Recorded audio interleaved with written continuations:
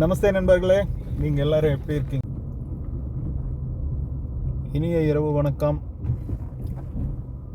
1 மணி நேரம் ஓய்வுக்கு அப்புறம் மறுபடியும் வேலையை ஆரம்பிச்சிட்டோம். 13வது பயணி பிக்கப் பண்ண போயிட்டுருக்கேன்.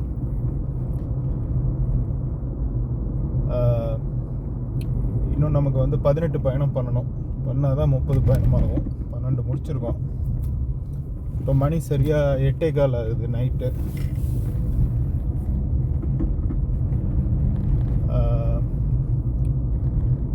இந்த பகுதியும் அதே மாதிரி தான், பாஷாவோ ஸ்வீத்ரு. உங்களுக்கு போன வீடியோவில் முன்னாடி அந்த கண்ணாடி ஜன்னலுக்கு திறக்கிறத பற்றி சொல்லியிருந்தேன் பார்த்தீங்களா? இப்போ போகிற ஏரியாவும் அப்படி தான், ரொம்ப இதான ஒரு பாதுகாப்பு இல்லாத ஒரு ஆபத்தான ஏரியா.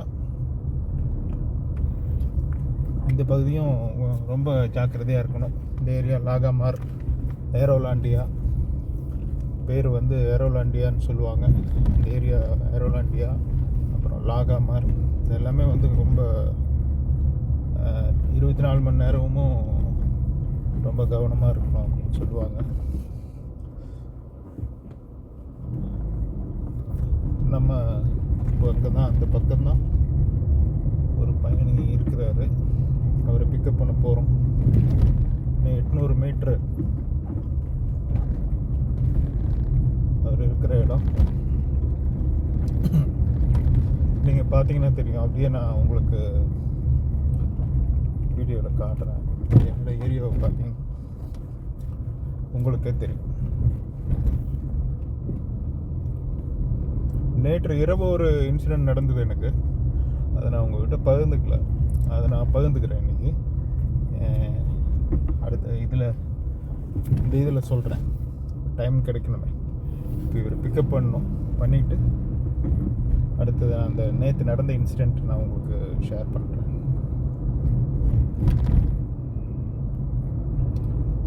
நேற்றுக்கு நைட்டு அநேகமாக இதே இடத்துல ஒரு பயணியை நைட்டுக்கு ஒரு 10-11 மணிக்கு இறக்கி விட்டேன்னு நினைக்கிறேன். நேற்றுக்கு நைட்டு நம்மளோட 22வது பயணி 23வது பயணி இந்த ஸ்பாட்டில் தான் இறக்கி விட்டேன். ஆனால் அவங்க கிடையாது, இன்றைக்கி வேறு பேரில் இருக்குது.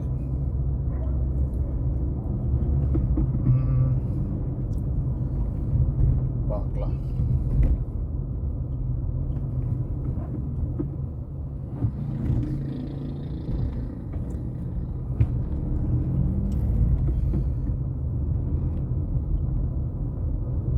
மெயினாக கேஷ் அக்செப்ட் பண்ணக்கூடாது. பணம் நம்ம வசூல் பண்ணக்கூடாது பயணத்துக்கு. அது ரொம்ப ஆபத்து. நான் கேஷ் வாங்கிக்கிறதே இல்லை. கேஷ் கையில் வாங்குகிற இதே கிடையாது.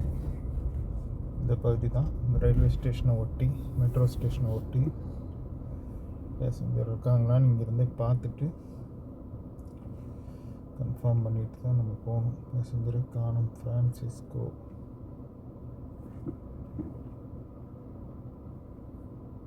மெசேஜ் போடுறேன்.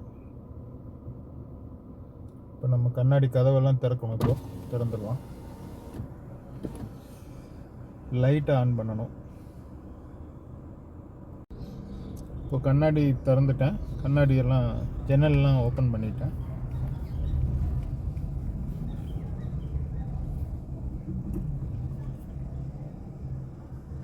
வெயிட் பண்ணுறேன்.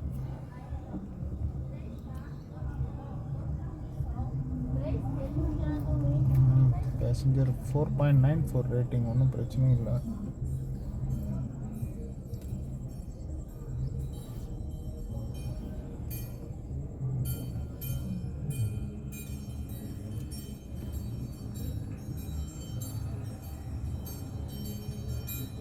near station.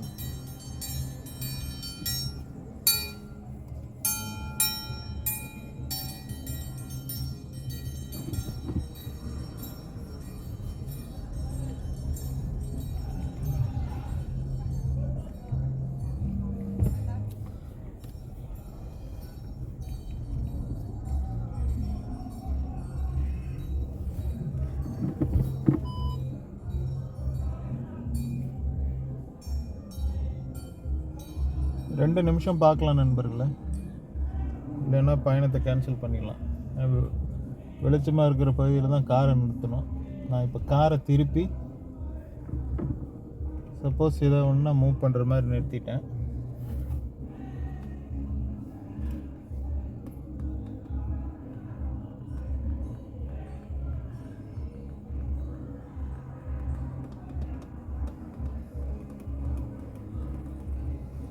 இங்கேருந்து ஒரு 50 மீட்டர் தொலைவில் பார்ப்பேன். நமக்கு பார்க்கும்போதே அவங்க நடந்து வர்றது, அவங்களோட உடல் மொழி எல்லாமே ஓரளவுக்கு கெஸ் பண்ணிடலாம். அவங்கள பார்த்த உடனே அக்செப்ட் பண்ணலாமா வேண்டாமா அப்படின்னு நமக்கு தெரிஞ்சிடும். பார்க்கலாம். நண்பர்களே, பயணி நான் நினச்ச மாதிரியே ஆள் வரல. நான் கரெக்டாக அந்த டைமுக்கு கேன்சல் பண்ணிட்டேன்.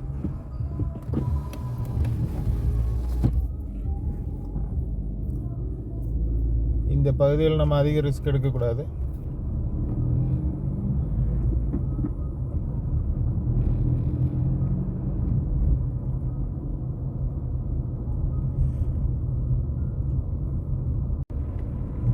நண்பர்களே, நான் நினச்ச மாதிரியே கஸ்டமர் வரல, பேசஞ்சர் வரல. அந்த ஏரியாவுக்கு ஆபத்தான பகுதி. ஒரு 2 நிமிஷம் வெயிட் பண்ணேன், பயணத்தை கேன்சல் பண்ணிட்டேன். ஏன்னா நம்ம ரொம்ப ரிஸ்க் எடுக்கக்கூடாது, அதனால் கேன்சல் பண்ணிட்டேன். நம்ம இப்போது 13வது பயணி, அடுத்த ஒரு பயணி ரெடியாக இருக்கார், அவரை பிக்கப் பண்ண போகலாம்.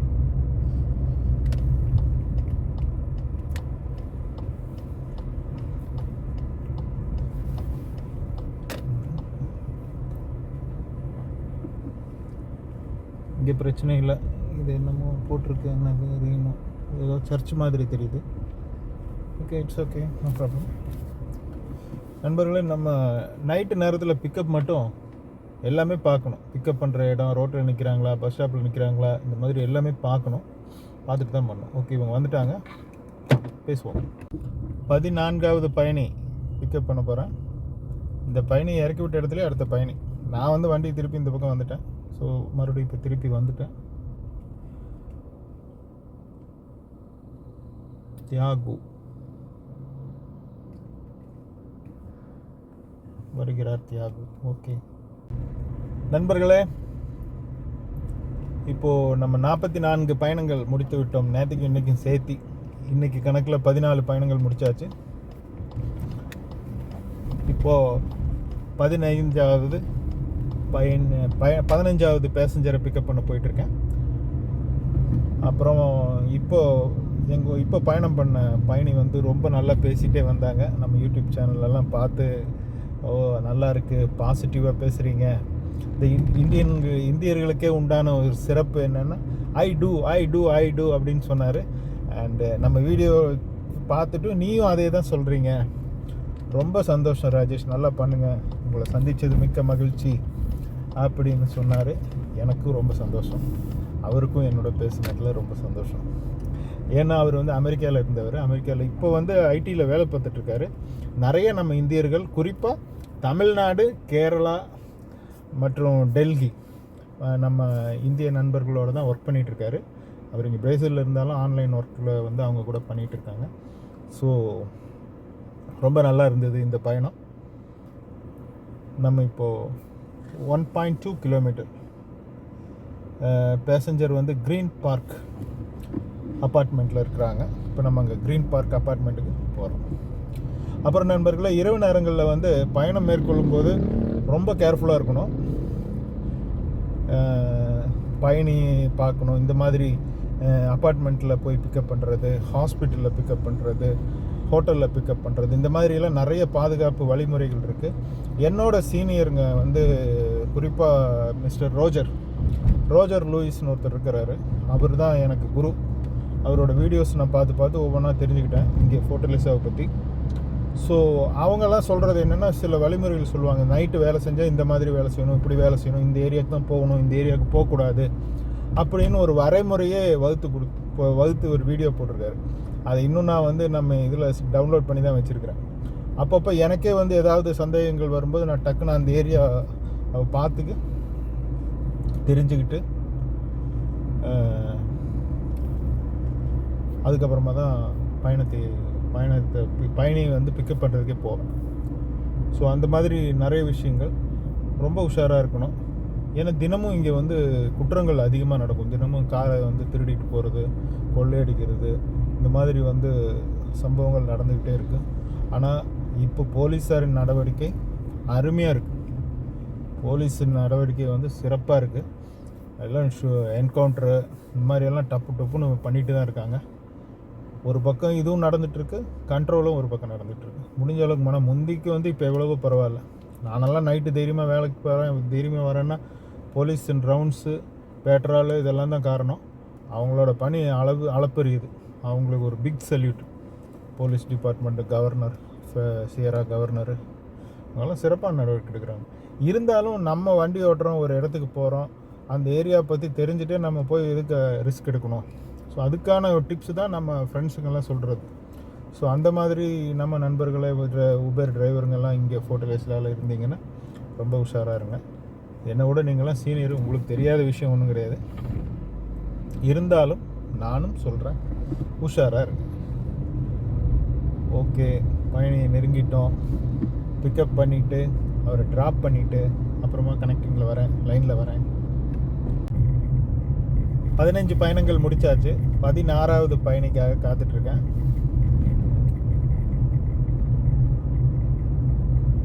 ஒரு கோரிக்கை வருது, அதை நான் அக்செப்ட் பண்ணல.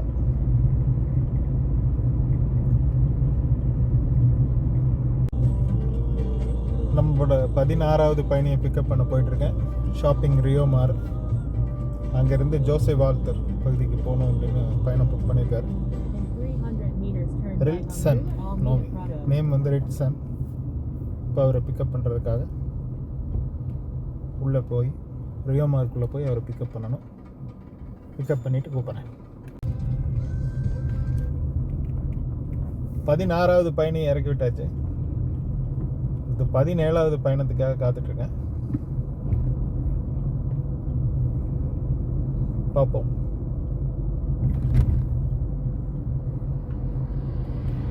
புத்தூர் இந்த ஏரியா ரொம்ப பிஸியாக இருக்குது. இப்போது ரெட் கலர் காமிக்குது பேர்.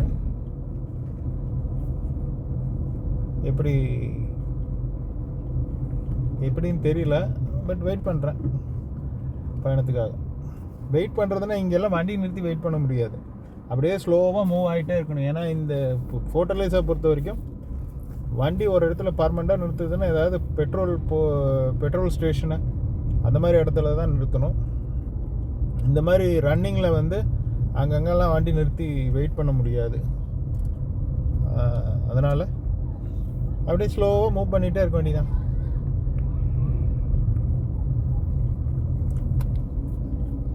நமக்கு பயணம் வரும்.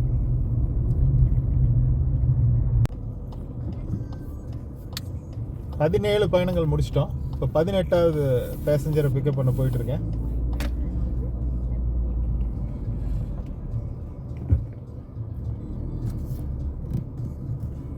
பதினெட்டாவது பயணியை பிக்கப் பண்ணுறதுக்காக போயிட்டுருக்கோம். 1 கிலோமீட்டர். நிறைய கோரிக்கை வந்தது, ஆனால் எல்லாமே ரொம்ப லாங்கு. இன்றைக்கி வந்து குறிப்பாக இந்த வீக்கெண்ட் டைமில் ரொம்ப லாங்கு வந்து போகக்கூடாது. நைட் டைமில் நான் போக மாட்டேன். எனக்கு அதிகபட்சம் லாங்குன்னா ஏர்போர்ட் பக்கத்தில் இருக்கிற ஒரு ஏரியா, 2 ஏரியா எனக்கு தெரிஞ்ச மாதிரி இருக்கிறது ஏரியா, அந்த ஏரியா மட்டும் அக்செப்ட் பண்ணி போவேன். பட் இன்றைக்கி வந்து நான் ரொம்ப லாங்கு பயணமெல்லாம் எடுத்துட்டேன்னா டார்கெட் பண்ண முடியாது. நம்ம இன்னும் வந்து இப்போ தான் 17 முடித்து 18வது கஸ்டமருக்கு போயிருக்கோம். இன்னும் 12 கஸ்டமர் பண்ணி ஆகணும். 30 பயணங்கள் முடிச்சாகணும். அப்படிங்கும்போது இப்போ தான் 17 முடிஞ்சிருக்கு. இன்னும் நம்ம வந்து இப்போ 18வது போயிட்டுருக்கோம். அப்போ இனியும் நமக்கு வந்து 12 பயணம் பண்ண வேண்டியிருக்கு. நான் வந்து எல்லா பயணமும் லாங்காக போனேன்னா அங்கே போயிட்டு ரிட்டர்ன் வர்றதுக்கு பேசஞ்சர் கிடைக்காது, கஷ்டம். அப்புறம் அங்கே டைம் வேஸ்ட் பண்ணிட்டுருக்கணும். அதுக்கு இங்கே சிட்டிக்குள்ளே இருந்தோன்னா சின்ன சின்ன பயணங்களை வந்து நம்ம பண்ணும்போது அந்த டார்கெட் அடையிறது கொஞ்சம் ஈஸியாக இருக்கும்னு பண்ணிகிட்ருக்கிறேன். பட் தவிர்க்க முடியாது. 2 பயணம் சின்ன பயணம் வரும், 1 பயணம் லாங் வரும். அதுக்கு தகுந்த மாதிரி பயண நேரத்தை கணக்கு பண்ணிவிட்டு நான் அக்செப்ட் பண்ணிக்குவேன். ஒரு 2 சின்ன பயணம் 3 சின்ன பயணம் வந்தது, ஒரு லாங் வந்ததுன்னா 3 சின்ன பயணம் முடிச்சுட்டு ஒரு லாங் எடுத்துக்கலாம், தப்பு இல்லை. எது எப்படியோ 30 பயணம் இன்றைக்கி முடிச்சு ஆகணும்ல. ஸோ அதுதான் நம்மளோட இலக்கு. அதை நோக்கி தான் போயிட்டுருக்கேன். பேசஞ்சரை பிக்கப் பண்ணணும். இன்னும் 500 மீட்டர் இருக்குது.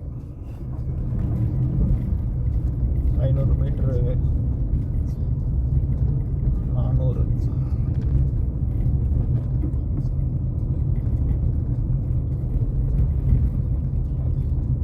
300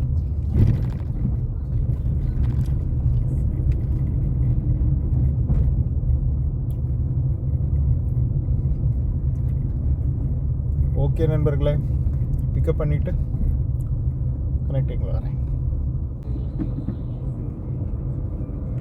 21 பயணம் நிறைவு பண்ணியாச்சு.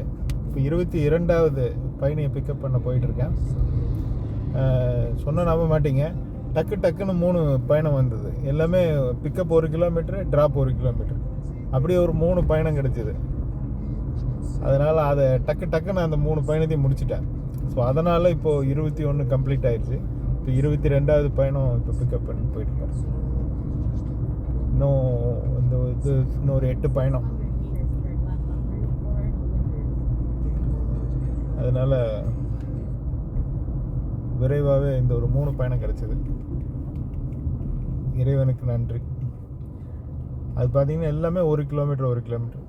பிக்கப்பு கரெக்டாக 1.2 1 கிலோமீட்டர் 1.2 1.2 1.2, ட்ராப்பு 1 கிலோமீட்டர் 1.2 1.5. அதனால் அது 3மே கிட்டத்தட்ட ஒரு 20 நிமிஷத்தில் 3 பயணம் முடிச்சிட்டேன். அது ஒரு பெரிய ப்ளஸ் பாயிண்ட்டு. ஸோ அதை சொல்ல முடியாது. இன்னும் ஒரு 9 பயணம் கடினமாக கூட இருக்கலாம். எது எப்போ வேணால் நடக்கலாம். மோட்டார் வாழ்க்கைங்கிறதே ஒரு எப்போ வேணால் எது வேணால் நடக்கும். எல்லாத்தையும் நம்ம அக்செப்ட் பண்ணி தான் ஆகணும். ஓகே, இன்றைக்கி இந்த 3க்கு ஸ்பீடாக கிடச்சது. இறைவனுக்கு நன்றி சொல்கிறேன். இந்த மீதி இருக்கிற 9 பயணமும் நல்லபடியாக நடக்கும் அப்படின்னு நம்பி பயணியை பிக்கப் பண்ணுறதுக்காக போய் கொண்டு இருக்கிறேன் நண்பர்களே. இந்த ரோடு பேர் வந்து அவனிதா அந்தோனியோ சாலிஸ். இன்னொரு விஷயம் என்னன்னு கேட்டிங்கன்னா, நம்ம ஊரில் வந்து ஆண்டனின்னு சொல்கிறோம்ல, இங்கே வந்து அந்தோனின்னு சொல்லுவாங்க. அதுமாரி நம்ம ஊரில் வந்து பீட்டர்னு சொல்கிறது வந்து இங்கே பேதுரு அப்படின்னு சொல்லுவாங்க. ஸோ இங்கே வந்து அந்த போர்ச்சுகீஸில் அந்த நேம் டிஃப்ரெண்ட் ஆகும். நம்ம ஊரில் இதே ரோட பேர் வந்து இருந்ததுன்னா ஆண்டனி சேல்ஸ்ன்னு சொல்லுவோம். இங்கே வந்து அந்தோனியா சாலிஸ் அப்படின்னு சொல்லுவாங்க. அது அப்படி. போர்ச்சுகீஸ் ரொம்ப கஷ்டமான மொழிங்க, ஈஸி கிடையாது, ரொம்ப கஷ்டமான மொழி. எனிவே பேசஞ்சர் வெயிட் பண்ணிகிட்ருக்காரு. லைனில் வரேன், பிக்கப் பண்ணிட்டேன். 23 பயணங்கள் முடிச்சிட்டோம். இப்போ 24வது பயணியை பேசஞ்சரை பிக்கப் பண்ண போயிட்டுருக்கேன். So good passengers. இப்போ வந்தவங்க ஒரு 2 பேசஞ்சருமே ரொம்ப நல்லா பேசிகிட்டே வந்தாங்க. நம்ம இந்தியாவை பற்றி நிறைய விஷயங்கள் கேள்வி கேட்டே இருந்தாங்க. என்னால் பதில் சொல்லவே முடியல. அவங்க 2 பேர் வந்திருந்தாங்க. ஒரு கேர்ளும் ஒரு கப்பிள்ஸ் வந்திருந்தாங்க. ஸோ அந்த பொண்ணு நிறைய கொஷின் கேட்குது, அந்த பையனும் நிறைய கொஷின் கேட்குறாப்படி. முடியல என்னால் பதில் சொல்லி. அத்தனை கொஷின் கேட்குறாங்க. நம்மளை இந்தியன் ஒன்னே நம்மளை பற்றி தெரிஞ்சுக்கிறதுக்கு அவங்களுக்கு அவ்வளோ ஆர்வம். அதுவும் அவங்களுக்கு ரொம்ப சந்தோஷம். எங்கள் நாட்டில் இங்கே இருக்கீங்க, ரொம்ப சந்தோஷம், உங்களுக்கு தெரியும் இந்தியாவை பற்றி எல்லாமே சொல்கிறாங்க. அதெல்லாம் உண்மையாலுமே பெருமையாக தாங்க இருக்குது. 1000 கஷ்டங்கள் அனுபவித்தாலும் இந்த மாதிரி யாராவது ஒரு ஆள் வந்து இப்படி பேசுகிறதே நமக்கு அப்படியே இன்னும் நிறைய கஷ்டப்படணும் அப்படிங்கிற ஒரு எண்ணத்தை கொடுக்குது. இதெல்லாம் ஒரு ப்ளஸ் பாயிண்ட், ஊக்கம் தானே, உற்சாகத்தை கொடுக்குது. 2 பேர் 10 பேரில் 8 பேர் வந்து என்னை வந்து பிடிக்காமல் இருக்கலாம். ஆனால் 10 பேரில் 8 பேருக்கு வந்து நம்மளை பிடிக்குது, நமக்கு மரியாதை கொடுக்குறாங்க, ரெஸ்பான்ஸ் பண்ணுறாங்கங்கும்போது பெரிய விஷயம். பாசிட்டிவாக தான் நம்ம எடுத்துக்கணும். எல்லாத்துலேயுமே ஒரு 10% 20% ப்ளஸ் ஆர் மைனஸ் இருக்கும். சில பேர் வந்து நமக்கு இப்போ பிடிக்காது, என்னை பிடிக்காது, இந்தியன்னாலே பிடிக்காத ஆளுங்களும் இருக்காங்க. ஸோ அதை நம்ம வந்து பெருசாக மிகையாக பேச வேண்டியதில்லை. மேஜர் வந்து 80% வந்து நம்ம இந்தியர்களை ரொம்ப ரெஸ்பெக்டாக மதிக்கிறாங்க. ரொம்ப நம்ம கல்ச்சர் எல்லாம் ரொம்ப மதிக்கிறாங்க. நம்ம மியூசிக் ரொம்ப விரும்புகிறாங்க. சினிமா எல்லாம் ரொம்ப விரும்புகிறாங்க. நம்மளோட வாழ்க்கை முறை ரொம்ப விரும்புகிறாங்க. அதெல்லாம் நமக்கு பெருமை தானே. நல்ல விஷயங்களவே நம்ம வந்து எடுத்துக்கலாம். எனிவே இப்போது 24வது பயணியை பிக்கப் பண்ணுற வழியை பார்ப்போம். முன்னாடி ஒரு பிச்சைக்காரர் வந்து நின்று வண்டிக்கு வழி விடாமல் பண்ணிகிட்டு இருக்கிறாரு.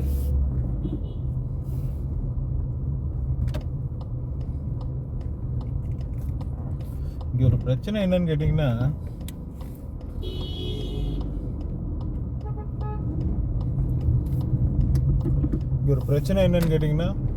நைட் டைம் இந்த மாதிரி ரோட்டில் குறுக்க நிறுத்துகிறவங்க வந்து மேக்ஸிமம் ட்ரக்ஸில் இருப்பாங்க. நைட்டு இந்த சிக்னலில் வண்டி நிறுத்துறது ரொம்ப ஜாக்கிரதையாக இருக்கணும். நைட்டு வண்டி ஓட்டுறதே ரொம்ப ஜாக்கிரதையாக தான் இருக்கணும். குறிப்பாக இந்த சிக்னல் நிறுத்தும்போது கண்ணாடி கிளாஸ் திறந்துருக்கக்கூடாது. அந்த மாதிரி செல்ஃபோன் அதிகமாக யூஸ் பண்ணக்கூடாது. நிறைய கட்டுப்பாடுகள் இல்லை. எல்லாம் நம்ம கொஞ்சம் கரெக்டாக இருந்தோம்னா நமக்கு எந்த பிரச்சனையும் இல்லை. சரியாக அதை ஃபாலோ பண்ணோம்னா, சேஃப்டி ப்ரிகாஷன்ஸ் வந்து சரியாக நம்ம கையாண்டோம்னா நம்மளை பொறுத்த வரைக்கும் எந்த பிரச்சனையும் இல்லாமல் இறைவன் துணையோட வெற்றி நடை போடலாம். நான் வெற்றி நடை போடுவேன்.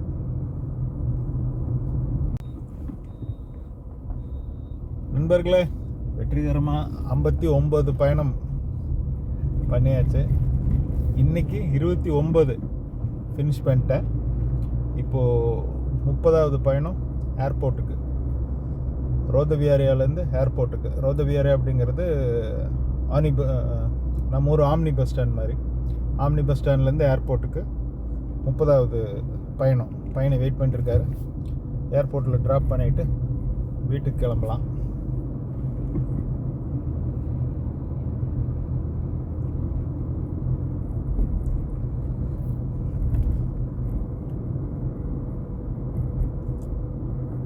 இவ்வளோ நேரம் கொஞ்சம் மழை பெஞ்சிச்சு.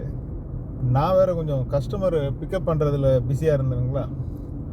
கண்டினியூவாக பயணம் வந்துகிட்டே இருந்தது. அப்புறம் நான் அதில் பிஸியாக இருந்துட்டேன். சரி, முடிக்கணும் டார்கெட்டை. டைம் வேறு ஆகிட்டுருக்கு. டைம் 1 மணி ஆயிடுச்சுங்க. இப்போ மணி 1.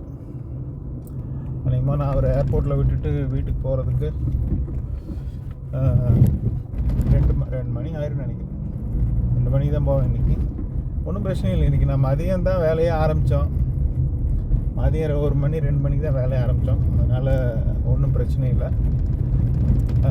நாளைக்கு காலையில் ஆரம்பிச்சிடணும். 12 மணிக்குள்ளே வேலையை ஆரம்பிக்கணும். நாளைக்கு சண்டே. நாளைக்கு 30 பயணத்தை முடிக்கணுன்னா சண்டே நைட்டு ரொம்ப லேட் நைட்டு ரிஸ்க்கு. இன்றைக்கி பிரச்சனை இல்லை. நாளைக்கு வந்து நைட்டு ரொம்ப நேரம் ஒர்க் பண்ணுறது சரி வராது. ஸோ அதனால் முன்னாடியே நம்ம ஏர்லியாக ஆரம்பித்து நைட்டு ஒரு 11 மணி 12 மணிக்குள்ளே மேக்ஸிமம் முடிச்சிடணும். 11 மணிக்கு மேலே அதிகமாச்சுன்னா ஏர்போர்ட் போய் பிக்கப் பண்ணணும். அதுதான் சேஃப்டி. நைட்டு நான் எப்போவுமே நார்மலாக நான் ஏர்போர்ட்டில் தான் அதிகமான பயணம் எடுப்பேன். இந்த ஆக்சிடெண்ட்டுக்கு அப்புறம் நான் இப்போ ஏர்போர்ட்டுக்கு போகல. ஏன்னா ஏர்போர்ட் அதிகமாக போனால் அவங்க லக்கேஜ் அதிகமாக இருக்கும். அதை தூக்கி டிக்கியில் வைக்கணும். என்னால் இப்போதைக்கு வெயிட் அதிகமாக தூக்க முடியாது. அதுக்கு பயந்துட்டே நான் ஏர்போர்ட் போகாமல் இருந்தேன். போகிறதில்ல. பயணம் கிடச்சிதுன்னா ஏர்போர்ட் போவேன். அப்புறம் சில பயணிகள் நம்ம நிலைமை புரிஞ்சுக்கிட்டு கொஞ்சம் ஹெல்ப் பண்ணுவாங்க. சில கல்நெஞ்சம் படைத்த பயணிகள்லாம் வந்து கப்புன்னு நின்றுக்குவாங்க. ஒன்றும் பண்ண முடியாது. நான் மெதுவாக எடுத்து ஏற்றுற வரைக்கும் அவங்களும் வெயிட் பண்ணிகிட்டே இருப்பாங்க. ஸோ எனிவே என்னோடய வேலையை நான் தானே செய்யணும். நான் அதுக்காக கவலைப்படலை. எனக்கு கால் இந்த மாதிரி இருக்கிறதுனால ஸ்பீடாக செய்ய முடியாது. நான் ரிஸ்க்கும் எடுக்க முடியாது. ஸோ அதுக்கு பயந்துட்டு ஏர்போர்ட் பயணம் அதிகமாக தவிர்த்துட்டு வந்தேன். இப்போ அதுக்கு மீறி வந்து வரும்போது என்ன செய்கிறது? ஓகே, போக வேண்டியதான். எனிவே நண்பர்களே, உங்களுக்கு ஆம்னி பஸ் ஸ்டாண்ட் காட்டல. இப்போ காட்டுறேன். இந்த லைனில் அப்படியே இருக்கும். ஆம்னி பஸ் ஸ்டாண்ட்லேருந்து நம்ம இப்போ ஏர்போர்ட்டுக்கு போகிறோம். ஏர்போர்ட்டுக்கு நேர் பின்னாடி ஆம்னி பஸ் ஸ்டாண்டு, அந்த பக்கம் ஏர்போர்ட்டு. ஒரு 7 கிலோமீட்டர் ஏர்போர்ட் இங்கேருந்து. இங்கெல்லாம் மழை பெஞ்சிருக்கு, நல்ல மழை. அந்த பக்கம் நான் சுற்றிக்கிட்டு இருந்த பக்கம் மழை வந்து தூரல் தான் இருந்துச்சு, பெருசாக பெய்யல. இங்கே பெருசாக பெஞ்சிருக்கு. எனிவே ராபின்சன் நிற்கிறாரு இங்கே.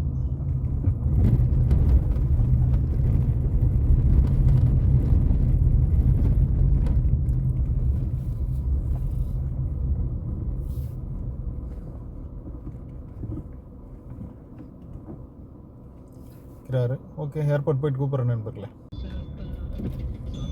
நண்பர்களே. ஏர்போர்ட்டில் ட்ராப் பண்ணிட்டேன். மறுபடியும் ஒரு ட்ரிப்பு கிடச்சிது. சரி, பேசஞ்சரை பிக்கப் பண்ணுறதுக்காக போயிட்டுருக்கேன். ஏர்போர்ட்டில் மழை.